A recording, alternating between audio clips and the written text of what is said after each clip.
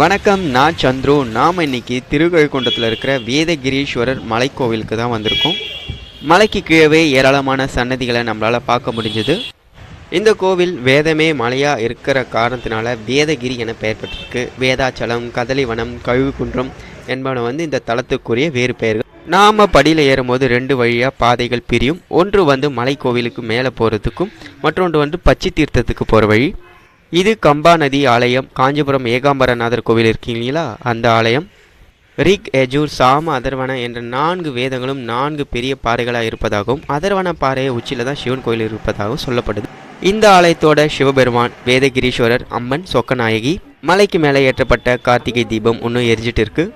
மலைக்கு மேலே ஒரு கோவில், ஊருக்குள்ளே ஒரு கோவில் இருக்கும். மலை கீழே இருக்கிறது பக்தவச்சலேஸ்வரர் கோவில். இது வேதகிரீஸ்வரர் கோவில். 12 வருஷத்துக்கு ஒரு முறை சங்கு பிறக்கும். அந்த சங்கு தீர்த்த குளத்தையும் நம்ம இங்கேருந்து பார்க்க முடியும். என்டையர் திருக்கழுக்குன்றமும் பார்க்கறதுக்கு ரொம்ப அழகாக இருக்குது.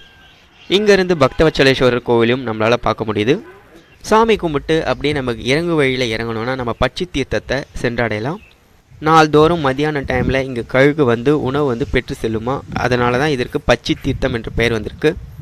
இந்த கோவிலுக்கு வர நார்த் இந்தியன்ஸுக்கு பச்சை தீர்த்தம்னு சொன்னால் தான் புரியுமா. இங்கே வர கழுகுகள் ராமேஸ்வரத்தில் ஸ்தானம் செஞ்சு கழுகு குண்டத்தில், அதாவது இங்கே சாப்பிட்டு காசியில் போய் அடைக்கலம் அடையதான். அதாவது கழுகுகள் சாப்பிட்டு பேர் பெற்ற காரணத்தால் தான் இங்கே கழுகு குன்றம் என பேர் வந்ததான். இதான் பச்சை தீர்த்தம். ஆனால் கழுகுகள் இல்லை, கழுகுகளோட பொம்மைகள் மட்டும் வச்சுருக்காங்க பார்க்குறதுக்கு. அது ஒரு 300 காலத்தில் நடந்த விஷயங்கள். இந்த பச்சை தீர்த்தத்துக்கு ஒரு பக்கத்தில் காசி விஸ்வநாதர் கோவிலும் மற்றொரு ராமநாத சுவாமி கோவிலும் இருக்கும். விஸ்வநாதர் கோவிலை தாண்டி போனால் ஒரு வழி போகும். அது சுப்பையா குகை அப்படின்னு சொல்லிட்டு ஒரு சுவாமிகள் குகை ஒன்று இருக்குது. நல்லா போகிற வழியெல்லாம் பச்சை பசேல்னு நல்லா பட்டாம்பூச்சிலாம் பறந்துட்டு அழகாக இருக்குது இந்த இடமே. இந்த வேதகிரீஸ்வரர் கோவிலில் இந்திரன் வழிபாடு இடி மின்னல் ரூபத்தில் வழிபாடு நடத்துவாராம். அது மட்டும் இல்லாமல் இந்த மலையில் சஞ்சீவினி காற்று வீசுதான். அதை சுவாசிக்கிறதுனால மனநோய் சார்ந்த பிரச்சனைகள் நீங்குமா. பக்கத்தில் வந்தாச்சு வெள்ளை ஃபெயிண்ட் அடித்து வச்சுருக்காங்க பாருங்கள், சூப்பராக. அது மட்டும் இல்லாமல் இந்த மலையை சுற்றி 12 தீர்த்தங்கள் இருக்கான். அதில் குறிப்பாக சங்கு தீர்த்தத்தில் குளித்து இங்கே வழிபாடு பண்ணால் மனம் சார்ந்த பிரச்சனைகள் எல்லாம் நீங்குமா. ரொம்ப சின்னதாக தான் இருக்குது. சுவற்றில் எழுதாதீர்கள் அப்படின்னு போட்டிருக்காங்க. உள்ளே போகலாம். நல்லா தான் இருக்குது இடம். சுப்பையா சுவாமிகள் BA. பச்சை தீர்த்தத்தை கடந்து போனோன்னா நாம் இருந்த ராமநாத சுவாமியை தரிசனம் பண்ணலாம். முதல்ல ராமநாத சுவாமி, அப்புறம் பச்சை தீர்த்தம், அப்புறம் காசி விஸ்வநாதர் கோவில். இது 3ம் ஒரே நேர்கோட்டில் அமைச்சிருக்கோம், அப்படி பக்கத்துலேயே. ஏன்னா அதாவது இந்த கழுகுகள் இந்த பறந்து போகிற அந்த விதத்தை காட்டுற மாதிரி.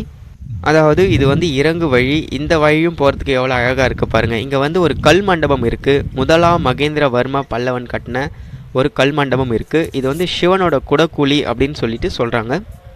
இதை பார்க்குறது தான் கீழே டோக்கன் 5 ரூபா வாங்கினாங்க. இங்கே 7ஆம் நூற்றாண்டை சார்ந்த பல்லவர், சோழர், பாண்டியர், ராஷ்டிரகூடர் காலத்து கல்வெட்டுகள் கிடச்சிருக்கான். எவ்வளோ பெரிய பாறை. இந்த மகாபலிபுரத்து சைடு ஃபுல்லாகவே பார்த்தீங்கன்னா இதுமாரி பாறையை குடஞ்சி தான் கட்டியிருப்பாங்க கோவிலுங்க. அதான் குடவரை கோவில். இந்த பாறைக்கு நடுவில் கம்பி இருக்குது பாருங்கள், அதான் சிவன் கோவில். வாங்க பக்கத்தில் போய் பார்க்கலாம். சிவன் இருக்கார், பார்க்குறதுக்கு ரொம்ப அழகாக இருக்கார். இதை சுற்றி நிறைய கல்வெட்டுக்கள் மாதிரி பொறிச்சு இருக்காங்க எழுத்துங்களில்.